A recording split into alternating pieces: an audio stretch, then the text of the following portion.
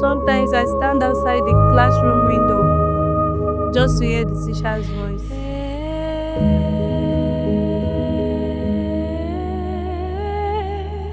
They say I could not go back to school because of how they did me. My father told me I will be marrying at 14. I had no choice. When you were a girl, yeah, people believe your dream don't matter. I got my first child when I was 14 years